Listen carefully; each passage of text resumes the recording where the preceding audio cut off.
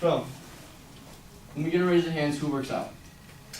Like on a regular basis, seriously. Like, seriously actually works out. Alright, other people that raise their hand who uses supplements. Seriously uses supplements. Yeah? Out of the two of you, how many of you use creatine? No? Okay. Well, first, let me explain to you what creatine is, how it's beneficial to you, and why every single person that works out, even if you don't really work out weightlifting, you should use creatine. Creatine is known as, hold on. Mouthful and all. Eating creatine, my bad. First off, we pass it around. So this is called Cell Tech. This is a hard gainer creatine. Increased calories, has a high dosage of creatine. This is another type called creatine chews, complex chews. Pass those around, read the back of them, understand what they are. But what creatine is a supplement in your body that produces short burst energy. That energy is used for weightlifting, it's for football, baseball, any activity that you're doing that is required that short burst. Not so much long-term running for miles, but that short just, you know?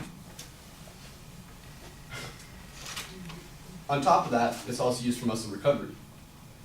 It's shown to increase performance in activities, like I said, the sports. And for as how it's used in the first 2 seconds of your workout, 2 to 10 seconds of your workout. So the first 2 seconds, you're using your ATP, which is your main source of energy. After you run out of that, in the first 2 seconds, it goes off your creatine. Creatine is also called creatine phosphate. After that creatine supplement is introduced in your body, it's turned into this phosphate, also known as phosphate creatine. That creatine is used to trigger that short burst of energy. And on top of that, the workouts that it helps with are anaerobic. An anaerobic workout are the workouts that are like weightlifting, like baseball, like football, the things that can trigger lactic acid. So they're intense enough to actually break up muscle fibers and release this lactic acid. And creatine is used for those kind of exercises. The way that it's used is that you use your ATP really early in your workout and then you run out of energy. But the way that creatine works is it reproduces your ATP quicker in a more efficient way that you can use immediately. So it'll push those extra reps. It'll push that extra weight. It'll give you that energy boost when you're on D-line in football. It'll give that pitch that extra 5 miles an hour that you need.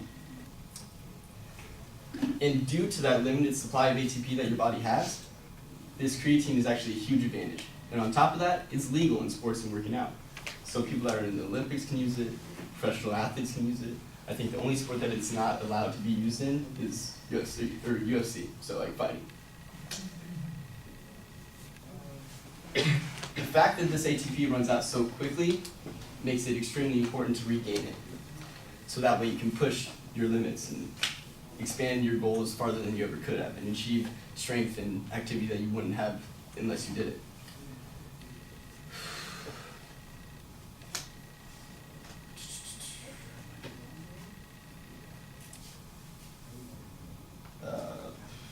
I'm out of mine here. On top of the obvious reproduction of ATP that creatine is able to contribute, it also has its huge benefits in athletic performance. That rapid boost in energy, short-term activities helps push the limits, which weight training and increased strength. I feel like I said all the same things. A statement made by Chad Kursick, an assistant professor at the exercise physiology at University of Oklahoma, states that if you can lift that 2 extra pounds, or the 5 pounds more in the rep, you actually will gain more muscle strength and you'll gain more muscle mass while working out, which you wouldn't be able to achieve if you didn't have the creatine, because you'd be going off of your natural body's ATP. Along with the benefits to your actual muscle growth and energy production, it also helps the growth of other types of muscles like your heart or brain. So on top of developing stronger muscles in a sense of your heart disease will go away, or like will help treat heart disease is a better way to put it. It can go into the aspect of memory. So like you have the pathways in your brain that are built, and those neural pathways are in a sense in muscle also. And with the creatine, it'll produce the energy to create the pathways. On top of that, it'll also produce repair for the pathways, so that way you actually gain memorization from it. It can also help neuromuscular diseases like Lou Gehrig's disease. It'll help strengthen your muscles, so in a way it'll actually, I wouldn't say completely diminish the disease, but help you treat it.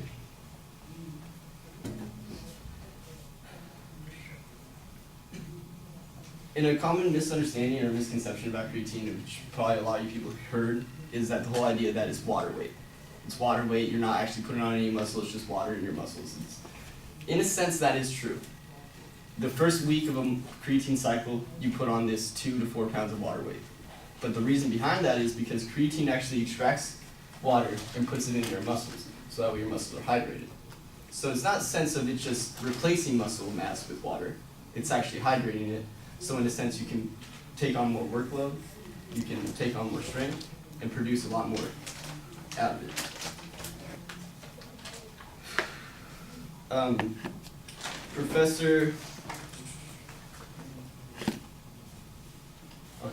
Professor Paul Greenhalgh, a professor of the muscle metabolism at University of Nottingham in England, explains that even though the initial gain is that 2 to 4 pounds of muscle or water weight, it in the long run will actually increase your muscle growth and your workload you're able to take on.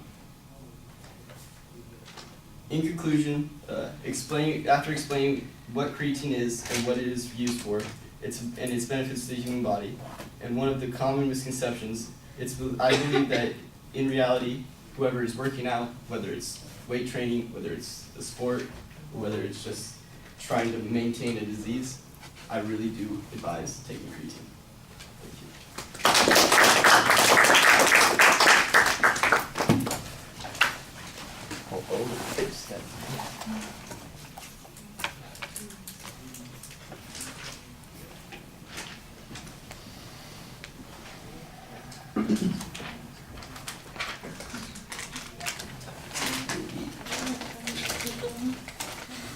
For real, empty stomach got me all shaky.